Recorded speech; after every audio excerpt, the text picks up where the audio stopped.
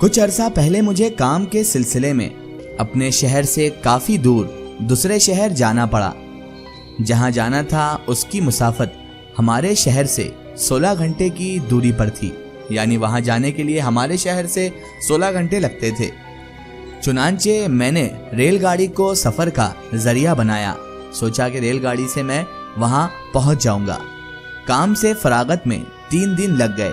چنانچہ اپنے کام نپٹا کر میں نے واپسی کے لیے رخت سفر باندھا اور ریلوے اسٹیشن پر آ گیا اور ٹکٹ لے کر پلیٹ فارم پر ایک خالی بینچ پر میں آ کر بیٹھ گیا۔ ٹرین کے آنے میں ابھی 1.5 گھنٹہ باقی تھا اور ریل آنے میں ابھی اتنا گھنٹہ باقی ہونے کی وجہ سے میں ریلوے اسٹیشن پر ہی بیٹھا ہوا تھا۔ اسی آسنا میں ریلوے اسٹیشن کی مسجد سے مغرب کی اذان کی آواز بلند ہو گئی تو میں نے فوراً مسجد کا رخ کیا، کیونکہ نماز قضا کرنا بالکل بھی مجھے پسند نہیں تھا۔ میں ہر حال میں نماز کو ادا کرنے کی کوشش کرتا تھا۔ وضو کر کے باجماعت میں نے نماز ادا کر لی۔ اللہ رب العزت کی بارگاہ میں سجدہ ریز ہو گیا۔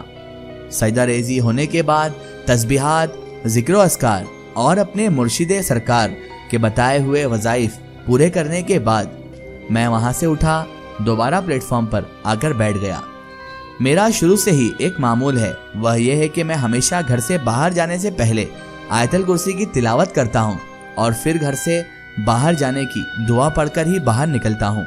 یہ اس معمول کی برکت ہے کہ اللہ تبارک و تعالی نے مجھے ہمیشہ حادثات سے محفوظ رکھا ہے۔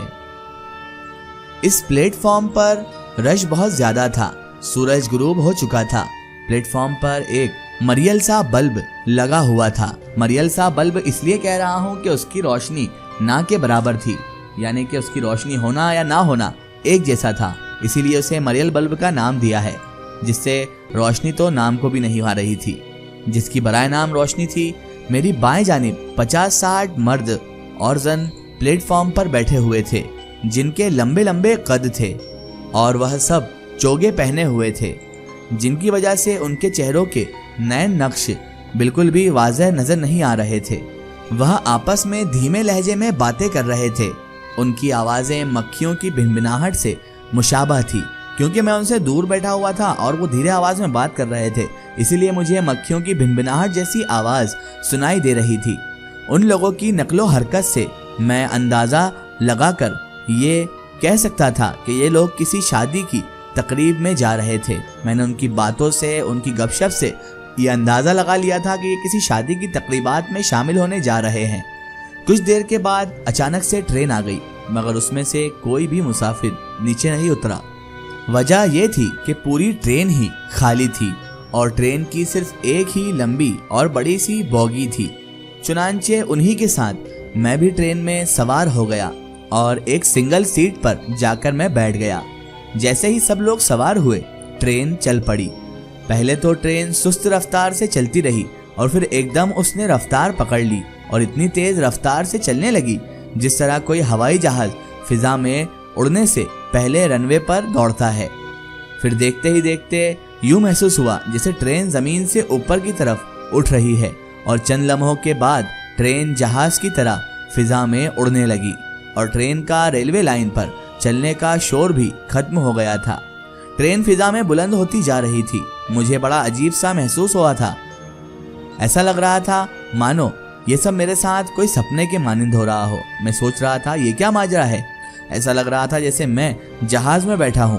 مجھے کچھ خوف اور گھبراہٹ محسوس ہوئی تو میں نے درود شریف کا ورد شروع کر دیا اور اپنا دھیان ہٹانے کے لیے باہر دیکھنے لگا، مگر سوائے گھپ اندھیرے کے مجھے کچھ بھی نظر نہیں آ رہا تھا۔ حیرت کی بات یہ تھی کہ یہ ٹرین انتہائی تیز رفتاری سے چل رہی تھی، مگر کوئی شور نہ تھا اور نہ ہی بوگی کی کھڑکیوں سے تیز ہوا اندر آ رہی تھی۔ اور دوسری حیرانگی کی بات یہ تھی کہ ٹرین میں سوار تمام افراد مجھے یکسر نظر انداز کیے ہوئے تھے، مطلب ان کے نظر میں ہوں یا نہ ہوں ایک برابر تھا۔ درود پاک کی تلاوت سے مجھے بہت سکون محسوس ہوا اور سارا ڈر، خوف اور گھبراہٹ ختم ہو گئی۔ ٹرین اسی طرح فضا میں اڑتی رہی اور 3 گھنٹوں کے بعد 3 گھنٹے مہو پرواز رہی اور پھر ٹرین آہستہ آہستہ نیچے اترنے لگی اور ایک دم ٹرین کے پہیوں کا شور آنا شروع ہو گیا۔ चंद मिनट के बाद ट्रेन एक स्टेशन पर रुक गई। मैं भी उन लोगों के साथ नीचे उतरा और मुझे हैरत का झटका लगा कि यहाँ दिन था, सूरज निकला हुआ था। सब लोग एक जानिब चल पड़े तो मैं भी उनके पीछे पीछे चलने लगा। कोई आधा घंटा चलने के बाद एक मिटियाले रंग की एक बहुत बड़ी एक बिल्डिंग नजर आई और वह सब उसमें दाखिल हो गए और बिल्डिंग में बने कमरों में जाने लगे। एक खाली कमरे में मैं भी दाखिल हो गया। वहाँ बड़ा शानदार बेड पड़ा हुआ था।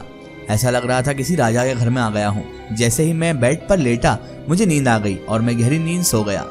मुझे नहीं मालूम मैं कितनी देर तक सोता रहा। अचानक किसी ने मुझे झड़ोड़ कर जगा दिया।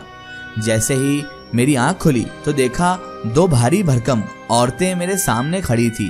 तो उन्होंने मुझसे पूछा कि तुम भी बारात के साथ आए हो? तो मैंने इस बात में सर हिला दिया।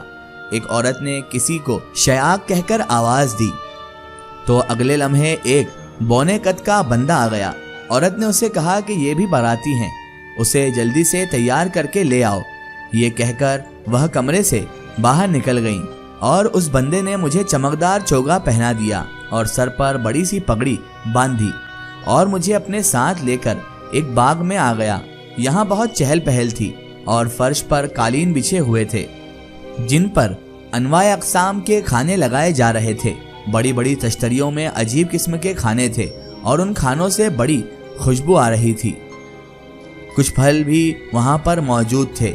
जब खाना शुरू किया तो सब खाने में मशगूल हो गए, मगर मेरा दिल नहीं चाह रहा था क्योंकि इन खानों से उठने वाली खुशबू से मुझे मुतली हो रही थी। लेकिन फिर भी मैंने 1-2 फल खाए जिनका जायका कड़वा, कसीला और तर्श था। मैं खामोशी से बैठा रहा। जब खाना खत्म हो गया तो तमाम तश्तरियाँ और बर्तन उठा लिए गए। फिर आवाज़ आई कि अब गाना शादी के मौके पर पंजाब की एक रस्म बांधने की रस्म होगी। चुनांचे उनकी औरतें तमाम मर्दों की कलाई पर चमड़े का बना फूल जो कि एक डोरी के साथ मुंसलिक होता है वह बांधने लगी। मेरी भी बाएं बाजू की कलाई पर एक गाना बांध दिया गया।